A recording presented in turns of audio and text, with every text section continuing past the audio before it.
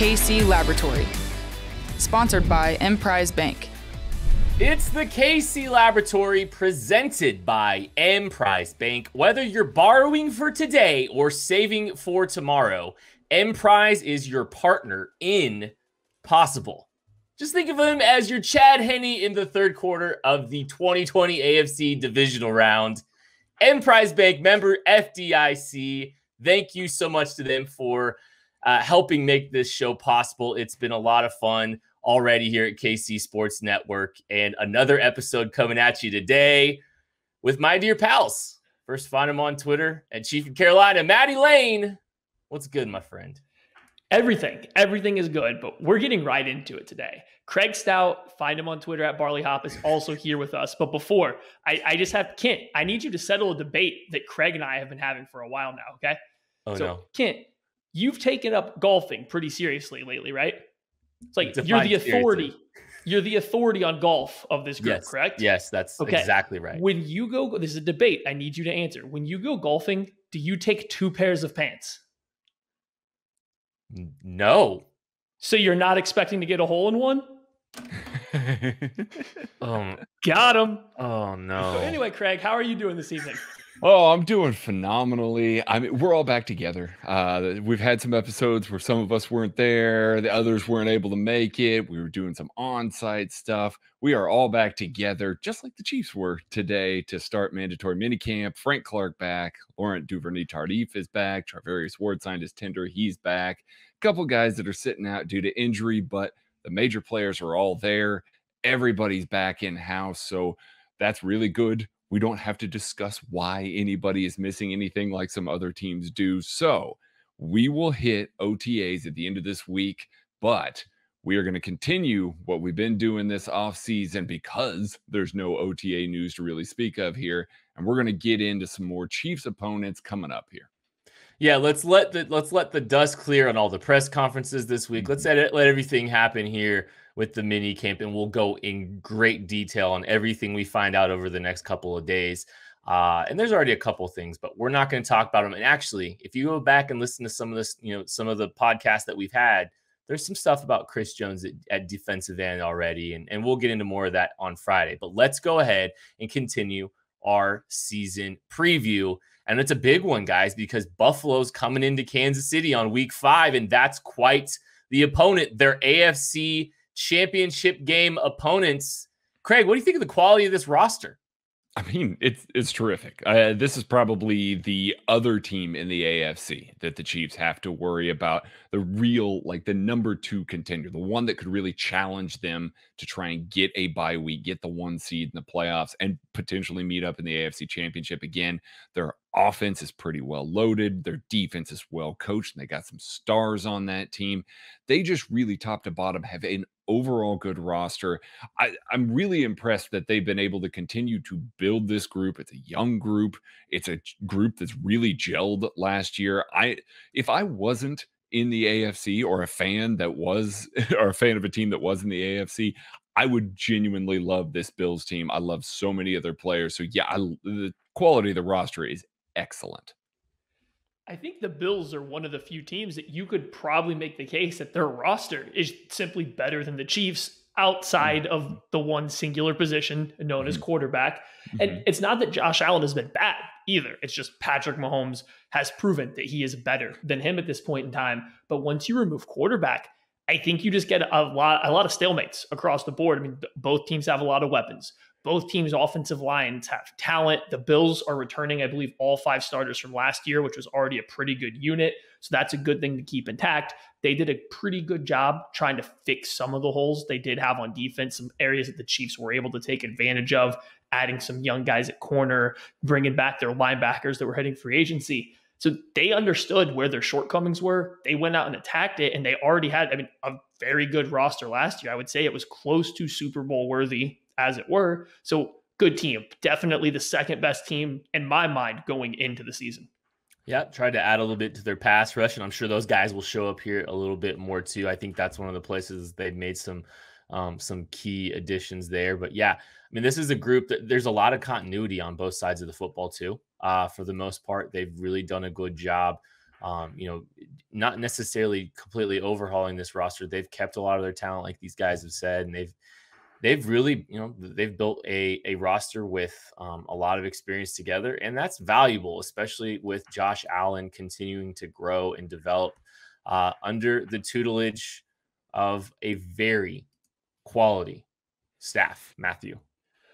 Again, same thing like the quality of the roster. The staff might be pretty as good, very close to as good as the Chiefs. I think it's going to be really hard to call anybody besides Bill Belichick as good of a coach as Andy Reid, but Sean McDermott would be right there. I mean, he's very clearly in the next tier down.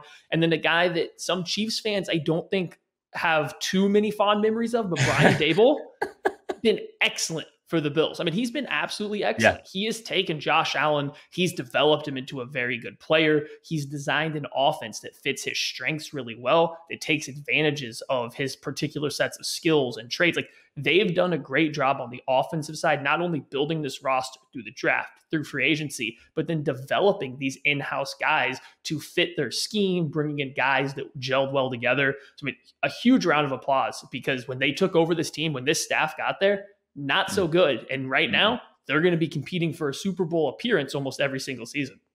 Absolutely. And then they've got Leslie Frazier on the defensive side of the ball, who has been an excellent coach. He's really gotten a group of young players to play up to and above their potential on that side of the ball. So like Maddie's saying, they're just an overall ridiculously good coaching staff that's well-rounded, bunch of former Andy Reid guys as well. So, I mean, they're very familiar with the Chiefs. They're very familiar with the way things are done. They do it right, and it's showing when they're on the field together. It shows with this group of guys. They've really, really maximized their players, and that started with all of that coaching staff. Well, it's a minor miracle this staff's together. Because both the defensive and offensive coordinator for this football team interviewed for head coaching positions. And Brian Daboll was largely considered to be perhaps the hottest candidate at one point in this coaching cycle. Winds up sticking around another year here with Buffalo. And both of these guys, both Leslie Frazier and Brian Daboll, they could be running organizations here in the very near future. I mean, I know Leslie Frazier's kind of, he's a little bit older, but Brian Daboll is going to be a head coach in this league very quickly. And I mean, it's a credit to Sean McDermott. Like, amidst all of this, let's not forget about Sean McDermott here. Maybe a few tactical errors, in the AFC Championship game, but largely a phenomenal coach, a phenomenal leader, and someone, if you're Bills fans should be thrilled with who they've got. They really should. There's some new additions to this roster. Let's talk about them, Craig. Yeah. The guy that I want to feature here is Carlos Boogie Basham. Like Kent said there, they improved their pass rush, really attacked some young guys, tried to add to that roster. Carlos Basham was their second-round pick, and he's a guy that has that outside-inside versatility that we've seen has become just in vogue across the league. He's going to help because a lot of their interior pass rushers outside of Ed Oliver are maybe a little bigger, maybe a little slower. Ed Oliver's not going to be able to play 100% of the passing snaps. So getting a guy like Boogie Basham that can play outside on some early downs, kick inside on third downs like we've seen Spagnuolo and several other 4-3 teams do is going to be invaluable. I think that he's going to play quickly for this defense, and I think he's going to offer, especially by the end of the year. Maybe not so much in this, week 5 matchup here, but by the end of the year, I think we're going to be talking about Boogie Basham really transforming and growing as that type of player. He landed in a great spot in Buffalo to develop. Let's just stick to the same position and talk about Gregory Rousseau, their first-round draft pick at defensive end out of Miami. He opted out of his final year, I believe it was his junior year of college football, and he was coming off a huge year as a sophomore where he led all of college football in sacks, maybe even pressures. But then when you went back and watched his tape, a lot of it was on stunts. A lot of it was rushing from the inside. So now you look at the Bills' last 3 big investments at defensive end: AJ Epinesa, Gregory Rousseau, Carlos Boogie Basham. That's a lot of guys that have flexibility to play inside, to play outside, bigger bodied guys that aren't your traditional speed rushers. They're very clearly going for a type at that position. So if they have a plan for how they want to use Gregory Rousseau, how they want to develop him, I think that's a good fit for them. I do think he'll fit in there pretty well. I don't know if he'll have the instant impact that a Carlos Basham did, just because he's a lot more of a raw player. But by the end of it, this is a perfect system for him when you look at how they're trying to build out that team.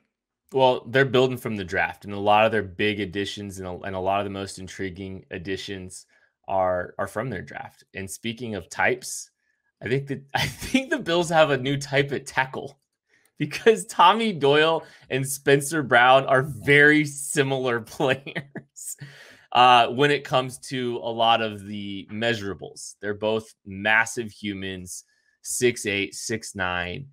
And they both tested absolutely through the roof. So the Bills went out and grabbed two of the biggest, freakiest athletic profiles out on their tackle positions. They're not they don't need to be immediately ready, but both of these guys could eventually step in and be, the protectors out on the edges for Josh Allen. And it's just interesting because they very much fit a type. I mean, both of them. It's ironic that they wouldn't grab both of those dudes in this draft. I think it's funny. Like Kent slipped and said the Chiefs there. I don't think that that's necessarily because we're used to talking about the Chiefs.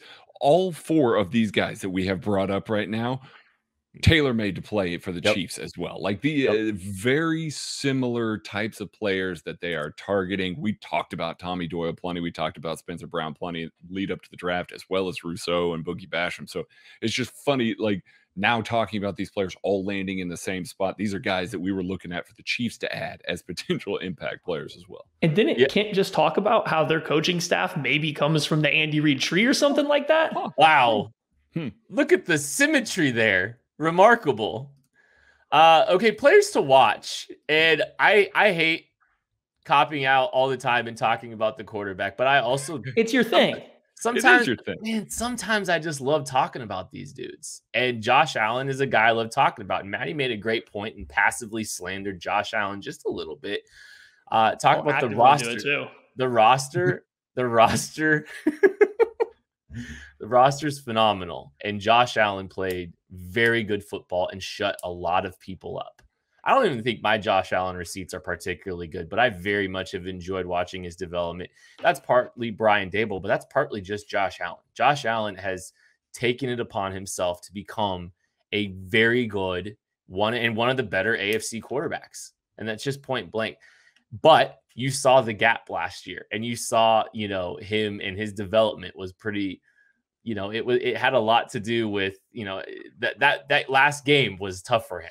And it's going to be fascinating to see his growth and development going from that experience to now. Can he close the gap between him and Patrick Mahomes enough to make things interesting in the AFC? These are very clearly, to me, the front runners to unseat the Chiefs if anybody's going to do it. And it's all going to fall on Josh Allen, even though the supporting cast is phenomenal. My guy, Maddie, I'm sorry, I'm taking your guy, Stephon Diggs. I love talking about Stephon Diggs. He is arguably my favorite wide receiver in the NFL. And the last time that we saw him, he was standing just outside of the visitors' tunnel at Arrowhead Stadium, watching the Chiefs celebrate on the field, celebrating that AFC Championship game, searing it into his brain.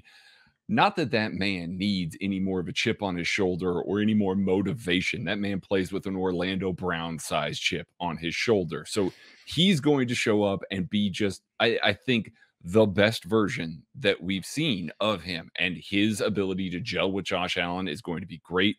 Adapting to this offense in another year with Brian Daboll is going to be great. He can do everything. Take the top off the defense. He can do everything underneath. He can route dudes up. Like, if this offense is going to be as good as I think we all expect that the Buffalo Bills offense is going to be, you're going to be talking about Stephon Diggs as the best wide receiver in the NFL next year, potentially. So he's the guy that I'm paying attention to all year long for the Bills.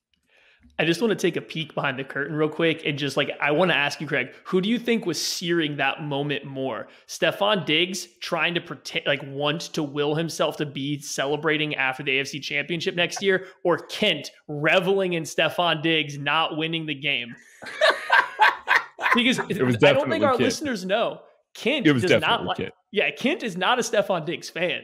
We've had some heated debates, not on our podcast, where Kent has laid down some very near Derek Carr level slander on Stefon Diggs. You want to know something? Minnesota Stefon Diggs was obnoxious a little bit to me.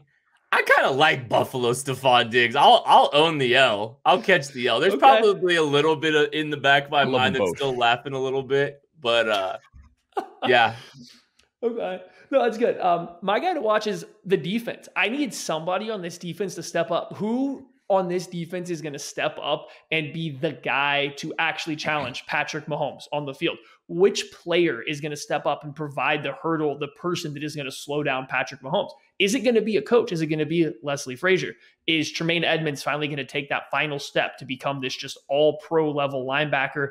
Tre'Davious White is obviously great, but the way that system is run with so much zone coverage, it's really hard to take over a game as a zone-centered cornerback, especially one that doesn't have the best physical profile like Tre'Davious White does. So who on this defense is going to step up and give you the Chris Jones moments, the Frank Clark moments during the Chiefs Super Bowl run? Who's it going to be? Because this defense needs somebody. Time to ask the question we've been asking about all these teams. And this is a big one. How do the Buffalo Bills beat the Chiefs, Maddie? Well, I think I started it right there. You can't be outcoached. They were very clearly outcoached last year in both games. The first game, I know there was a lot of talk about how it was raining or something, and that threw the Bills off, but the Chiefs ran the ball all over them. They clearly had a better game plan than the Bills had going into it. Josh Allen found some success running the ball, and that was about it until late in the game. The playoff game didn't go much better. Allen constantly looked just flummoxed by what Steve Spagnuolo was throwing at him. And then defensively, they had nothing to stop the Chiefs either time. They can't be outcoached if they even want to have a chance, because Patrick Mahomes is still the best player on the field. They're close as a total team, but they got outcoached in almost every facet last year in both matchups. It's all about the gap between Josh Allen and Patrick Mahomes. How much has Josh Allen closed the gap this year? If Josh Allen can, elevate himself and make himself a little bit better this offseason so that he can provide a little bit more consistency, not get so rushed in some of those big moments, some of those big third downs, if he can keep some composure to make some of the plays necessary to extend drives and score points, that's how the Buffalo Bills are going to beat the Chiefs. It's all about how Josh Allen responds this offseason to the challenge that was presented to him after getting dunked on in the AFC Championship game. It's about playing mistake-free football. If Josh Allen and those running backs can keep from turning the ball over, they have the firepower to hang with the Kansas City Chiefs. They really do. So whoever flinches first, that's what it's going to be. So if Buffalo can play clean football, I think they got just as much of a shot as anybody else in the AFC. All right. Who is the Chiefs MVP against the Buffalo Bills? I am going to go. Let's just get Jarran Reed out here, because we need to give Jarran Reed a little bit of love, and he hasn't gotten a little bit of any love yet. We're just going to throw this one out here. Interior pressure, a guy, stable in the middle of the field. He's obviously going to be profiled a little bit differently than I think we all anticipated because of the Chris Jones news. A guy creating interior pressure, affecting Josh Allen quickly. Affecting Josh Allen with the methodical approach to the quarterback. So I said quickly, but really it's just getting to that quarterback. Maybe he doesn't win with the quick pressure, but Josh Allen trying to extend plays. Here comes Jarran Reed. Tyrann Mathieu. Like I just said, Josh Allen has to play mistake-free football. He can't be throwing late in the middle of the field where Tyrann Mathieu is going to be waiting. Spagnuolo is going to have to throw some extra stuff, because I believe this offense is going to be humming before they come in and they play the Chiefs in week 5. But this is where we are. Tyrann Mathieu is going to step up, pick a ball off. I think it's going to be the tide-turning play amongst an offensive output. I think the Bills defense is good enough to present some challenges for the Chiefs. But one thing they have not been able to find an answer for is Travis Kelce. And if you're going to run a ton of zone coverage, guess who's the best player in the entire NFL at destroying zone coverage? Travis Kelce. He had, 13 catches for over 100 yards and 2 touchdowns versus them in the playoffs. They had no answer despite Matt Milano and Tremaine Edmonds both being on the field. I don't think the Bills have an answer for Kelce. You can't play zone against him and expect to slow him down. So just mark another one down for Travis Kelce as the Chiefs' non-Mahomes MVP. Really original, Maddie. Week 6, the Chiefs travel to play the Washington football team without Alex Smith. That would have been nice to have, but that's okay. Let's talk about the quality of the roster, Craig. Yeah, it's an interesting roster. I think I mean, it really is. What a It nice really way of saying it. Yeah. I mean, they've got a ridiculously good defensive line, Mhm. like an absolutely great defensive line. I think they've got some defensive pieces that have really played well. Kendall Fuller, in his return to Washington last year, played very well. They added William Jackson on the outside. So I think that secondary is actually going to make some strides forward. I mean, Terry McLaurin is a phenomenal player that I've really enjoyed watching. They've got some decent running backs as well. Antonio Gibson was a breakout guy last year, but they're going to be held up at the quarterback position. You know, it's kind of in turmoil. Ryan Fitzpatrick is there. While we all love Fitzmagic, trust me, we absolutely adore the man on so many different levels. I'm aspiring to be like him right now, but he's just not the guy that you want being the sole franchise quarterback for your organization. So I just have a lot of questions about what they're going to be doing there. And I think that offense might struggle a little bit this year because of the way that this roster has been built. Man, I absolutely love this roster. And if you remove quarterback from this, like this roster is one of the most fun in the entire NFL to me. I do think there's some questions along the offensive line. Like, I think there's some talent there. Charles Leno is a good guy they brought in, quality left tackle. They still have Brandon Scherf. Like, they have some guys in the offensive line that are good, but there are some question marks. But once you get past that and the quarterback, I love just about every other position. There's young talent at every single position. There's guys locked up for long periods of time. They have this roster is set to compete in the future as soon as they fill that massive hole at quarterback. But when you start looking through this roster and you look at what they were able to do with Taylor Heineke in the playoffs last year, and now you upgrade that to Ryan Fitzpatrick, like I do think that's a very clear upgrade.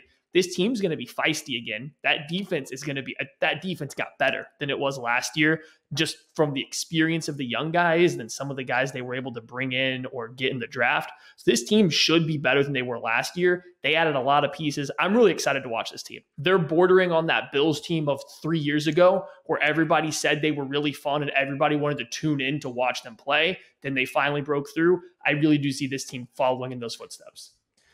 Yeah, their defensive line's exceptional, and I think the back seven makes sense. I like how the pieces fit in the back seven of their defense, and they went out and we'll talk. There's a guy someone will probably talk about here, getting some athleticism at the second level of their defense, and I do think a lot of the pieces make a lot of sense and fit. There is a ton of skill talent. I still have questions about their offensive line, Charles Leno and Brandon Scherf, notwithstanding. But the skill pieces are very interesting, and there's a lot of interesting pieces on this roster.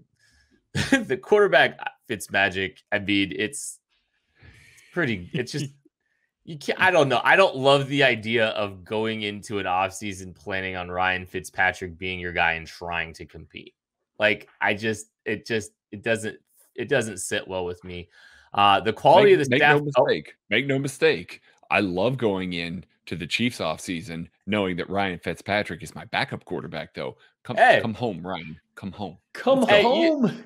That would be really home is Kansas City. Could you imagine the first preseason game? Oh my goodness. Of Ryan Fitzpatrick. Arrowhead. Oh, Arrowhead would be going crazy just for winning that game a couple years ago in the lead under 3,000 people dressing up like him to attend that game. Oh, I will grow my beard out until that moment just so I can mirror what he's doing here. It's early. It's the third series of the game, and Patrick Mahomes puts the earbud in. and you just hear now in at quarterback, and just an eruption starting at the third level of Arrowhead, pouring down upon Ryan Fitzmagic. They have to pause the game. They have to pause a preseason game. Oh. To honor a Kansas City legend that gave the Chiefs the 1 seed en route to their world championship. I kind of need this to happen. I really kind of need this to happen. Okay. Poor Chad Henne. You know, Chad's a hero in his own right. He only won a playoff game for the Chiefs. No big deal, guys. Let's be honest. Let's just be honest. Ryan Fitzpatrick will play until he's 50, and Chad Henne will be retiring in the next few years. Like Ryan Fitzpatrick, this is like mid Mahomes. 5-6 years from now. This is mid Mahomes contract is what we're talking about here. Ryan Fitzpatrick's going to be playing forever. That's part of the Fitz magic. Quality. Do you know he went to Harvard? I didn't. Do you know? I don't know where Ron Rivera went to college either, but he's the head coach of this team, and I've been trying to transition to the quality of staff for the last 5 minutes. Maddie. And I think your transition perfectly encompasses how I feel about Ron Rivera. I like a lot of what was there. It was a good process, but at the same time, just left me wanting a little bit more. And that's how I feel about Ron Rivera as a head coach. A lot of experience with him being the coach of the Carolina Panthers. I've been living here for a while, and he's a lot of fun. I would think he gets his players to play really hard.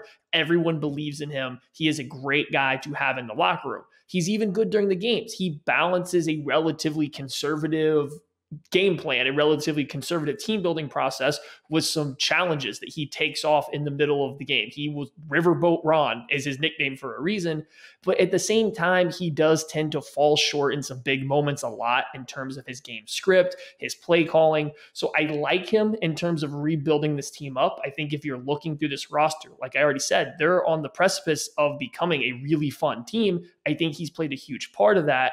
Unfortunately, I don't know if he's the guy to take them all the way home like Sean McDermott has kind of been for the Bills, because I think there's just a few too many flaws when the pressure's turned up on game day. You know who I don't think is the right guy? Jack Del Rio.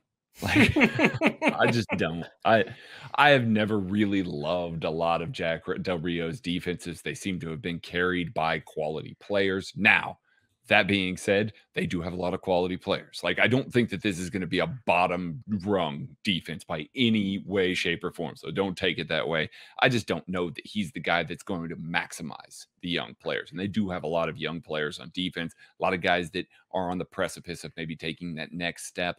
I don't know that Del Rio is that guy. I don't know that he's going to be the guy that's going to show up week in and week out with the perfect game script and the perfect calls, the perfect game adjustments that we've seen throughout the years from, good defensive coordinators. I don't know that Jack Del Rio is that guy. He's been out of football now, essentially for 4 years.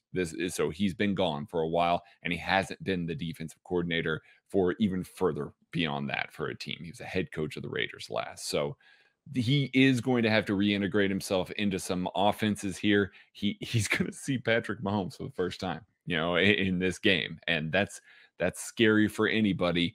I just don't know that I trust this defense at the helm of Jack Del Rio. I like how Ron Rivera went to a Super Bowl as a 15-1 football team, and he's gone farther than Sean McDermott. We're just going to slander Ron Rivera. I think when did he get back though? That team had a lot of flaws, and a lot of things happened to assist that team get to the Super Bowl. And then we saw what happened in the Super Bowl. They got bopped, but they also were 15-1. Let's just go ahead and talk about New Edition, because I don't really have the energy to fight about Ron Rivera. But let's talk about a New Edition, Matt. Oh, there's so many options to choose from for this team. And there really is. I'm going to have to go with Curtis Samuel. He followed Ron Rivera from the Carolina Panthers to the Washington football team. And I actually think he might be the perfect guy to pair with Terry McLaurin, because a lot of people probably see what Terry McLaurin does, his speed, the way he runs routes. And you were thinking about putting a bigger possession receiver with him, but I disagree.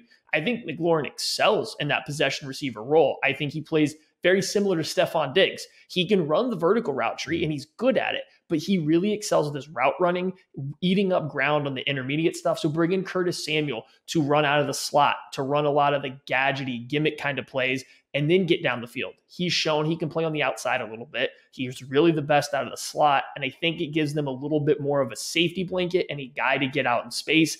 I think the amount of stress that Samuel paired with McLaurin is going to put on a defense, both vertically and horizontally, is through the roof. I think it's just a great pairing of those two, giving Fitzmagic all the options in the world. The Washington football team had a strong pass defense, I would say largely because of their pass rush, but they went and made a strength to strength and added William Jackson from Cincinnati, a guy we've talked about a few times here. Just about trade candidate or even free agency at one point, I believe. And now William Jackson in the mix here for Washington, continuing to build. I really, like I kind of said, I like the pieces and I like how they fit for Washington. William Jackson, a good zone corner. He'll have a lot of success there. He'll get to play behind an exceptional pass rush. I like this for him. I like this for Washington. Good football player in the mix there for Washington. I mean, I think everybody knows where I'm going with this. Guy that the Washington football team drafted last year, John Bates, tight end out of Boise State. And I'm not joking. I am not joking with this. Washington ran a lot of 12 personnel last year, and we got to see Logan Thomas really take off. John Bates is a guy that I was very impressed with as a blocking tight end. We got to see him at the Senior Bowl. I thought he was pretty good as a blocking tight end. He had some hands. We got to see him flash a little bit. I think he's going to get on the field for him. And I think he's going to be a potential red zone threat because, like all these guys have talked about, there are a lot of weapons on this Washington football team. I think you're going to see a lot of times where they're going to play a lot of 11 personnel. And then when it tightens up in the red zone, they're going to want to put in some heavy personnel. John Bates is going to be the guy on the field. I just maybe a deep sleeper for some of you fantasy guys as a tight end there. Yeah, you're going to talk Washington football team tight end and pick Bates over Deion Yelder or Ricky Seals-Jones? Ex-Kansas City Chiefs? Revenge game? I mean, no. He's the new addition that I'm thinking that it's going to be. It's going to be John. Did you think I was going to say Jamin Davis? No, I thought you were going to say Ricky Seals-Jones. No, not Jamin Davis. No, he might feel the same as Le'Veon Bell. We don't know. Oh, no, I hope not. It's not going to be a revenge game because Yelder and Seals-Jones aren't going to be on the 53-man roster by then. I'm sorry. Players to watch, and I am going to go with a guy that I'm going to flex on a little bit just because I projected Antonio Gibson to be a running back when I watched him in Mobile, even though he played a lot in the slot and got limited carries. And my guy succeeded as a running back. And I think he's still figuring out. I still think he's got a lot of untapped potential. I think he's a guy that has a versatile skill set. Very obviously, he can catch the ball more naturally than 95% of most running backs. And I don't think he's been fully realized. I think he, as a pass catcher, and I think he could be with Ryan Fitzmagic, working down to him a little bit. So I really like the idea of Antonio Gibson continuing to progress and grow, both run and pass. He's my player to watch. My player to watch is Chase Young. He had 7.5 sacks in his rookie year, 24 pressures. He was a monster off the edge, especially as the year progressed. I think you saw him make those strides. He did not get the offseason like a lot of these rookies, similar to a lot of the rookies last year. This is going to be a full offseason, a full weight room for him. I want to see what Chase Young has because I think he is the type of player that's going to be vaulted up into that upper echelon of pass rusher within his rookie deal. Is this the year that he makes that step and actually gets to that point, or is it going to be next year? Because if he makes that step and defenses has to shift, now all of a sudden you're talking about a defensive line that went from just scary to ridiculously scary because you can't single block some of these guys. And now all of a sudden you have to devote full-time attention to Chase Young. There's so many options on this team. Do I want to watch Jonathan Allen, who might be the most underrated defensive lineman in the entire NFL, or his teammate Matt Ioannidis, who has held the crown for the most underrated defensive lineman in the NFL for the past 3 years? Do I want to watch Benjamin St-Juste, rookie cornerback out of Minnesota, who might get some outside CB reps when Kendall Fuller kicks into the nickel? There's a ton of guys on this roster that I want to watch. I guess I have to mention and focus on the entire wide receiver room. We've already talked about Curtis Samuel and Terry McLaurin a little bit, but I loved Kelvin Harmon coming into the draft a couple years ago. Big-bodied receiver. Didn't pass the athleticism test, but he still had some success as a rookie for the Washington football team. Cam Sims, another massive-bodied receiver, made some big plays in the playoffs. You now add in Diami Brown, who I think we were all three big fans of on the vertical plane. They have weapons. And the sleeper, Dax Milne. I don't know how to pronounce his name out of BYU, but he made Zach. What, Craig? It wasn't me this week. Yeah, that's a confusing name. I got nothing besides that. But he is the one that made Zach Wilson look so good at so many different times. So this entire receiving group is it's top tier to me from a fun perspective, from an entertainment perspective. They have every single level completely covered. I'm interested to see who kind of emerges as the wide receiver 2, 3, 4 out of this group. You heard it here first. Matty Lane's player to watch is all of them. Correct. Great team, fun team. He loves this team. Matt, I do. Matt loves this team more than any other team that we've talked about so this far. This is a very sad team to have to saddle up to, like, given everything that's gone on with this team recently. Like, I don't like that part of it. However, this roster is a lot of fun. All right. How does the Washington football team beat the Chiefs? I think that's the way to say it. They're throwing us off there because they kind of got a soccer-y name there, you know. I can't say how do the Bills. It's how does Washington. I don't know. Anyways, the way that the Washington football team beats the Kansas City Chiefs is if it's a Ryan Fitzmagic game. If things get weird, Ryan Fitzmagic. I don't know what he majored in at Harvard, but I'm pretty sure he majored in weird football games. And he loves himself some weird football games. Something about maybe they're distracted by how the beard fits into that helmet or under the chin strap, and they're just distracted. I don't know. But Ryan Fitzmagic has some weird games, and I think that's the only way is if Fitzmagic comes into play and this game just gets on its heels. It's weird. The only way that the Washington football team hangs in this game is if they can get to Patrick Mahomes with that ridiculously good front four. The Chiefs have invested a ton in this offensive line. I think we've seen them make a concerted effort to never have Mahomes running for his life again, but there are going to be some teams, like potentially this team, that is just going to be ridiculously hard to stop that from happening because they are that level of good. I think that they're going to be in Mahomes' face with 4 all game long, especially if they get like Jamin Davis blitzing off the edge as well. I think that they can bring a pretty mean pass rush all game long. That might be the first time this year that we really see a team get to Mahomes often enough to where he might have to, pull some of the magic out of his hat that we've seen him do over the past couple seasons.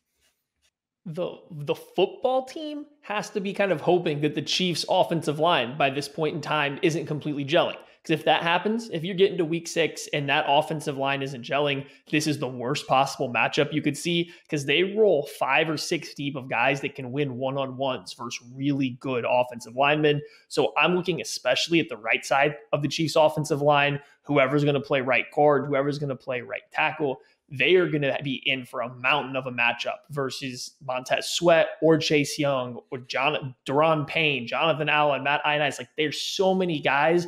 They will put all of them on top of the weaker right side of the Chiefs offensive line and really make it hard on Patrick Mahomes. You then work into the secondary. They have 2 corners that are very capable of matching up for short periods of really good receivers in William Jackson and Kendall Fuller. They can make it really difficult for the Chiefs if that offensive line isn't on their P's and Q's by this point in time. If that quicker passing game isn't ready to go, there is a path to success for this team beating just about everybody. Just, you do worry about their offensive line and quarterback. All right, Craig, who's the Chiefs MVP against the Washington football team? I mean, I said it last week, but I'm going to say it again. Clyde Edwards-Helaire. I think if Clyde Edwards-Helaire can make that second level miss, because you're going to see this defensive line that's very good, pinning their ears back a little bit. They're going to be trying to get after Mahomes. If Clyde Edwards-Helaire can make guys miss on the second level, I think we're going to see a lot, both in the run and the passing game, that he can really create do some damage and maybe get some of that tough yardage, because I do think that we're going to see, some doubles on Travis Kelce, some doubles on Tyreek Hill. You need that third guy that can be a man beater against a 4-man rush. I think that Clyde Edwards-Helaire can be that guy for the Chiefs this week. For me, I think that you have to be looking at Chris Jones. I think if there is a person that I feel the most confident that will be playing off the right-hand side of the offense, it will be Chris Jones, the defensive end, working against either Sam Cosmi, switching from left tackle to right tackle as a rookie, or working against a Cornelius Lucas. I think that's a matchup right there that could very much lead you into being the MVP, not named Patrick Mahomes. That seems to be the most logical route to go. However, my heart's going to get the better of me, and I'm going to go with Travis Kelce because I don't see anybody on the football team that can actually slow him down. I love the bit. For me, Maddie kind of just touched on it, not the Kelce part, but earlier when we were talking about how this team beats the Chiefs, it's the offensive line. This is an opportunity. This is a big test, a test against not a playoff team probably, but a front that is of the caliber of a playoff team and a defense. Fighting words. Hey, Matt Fitzmagic in the playoffs. Come on, let's just be realistic. But I do think this defensive line is going to present big challenges up front for an offensive line that will be, 5 games into the mix here. Maddie talking about them gelling by now. This is an opportunity. This is a big test for all of that, to see if they're, how they're gelling, if they've been able to make progress as a group by then. This is a huge challenge for them. And I'm really excited about it. It's one of those, it's a big test. The Bills tried to add to their front for week 5, but week 6, this group has some dudes.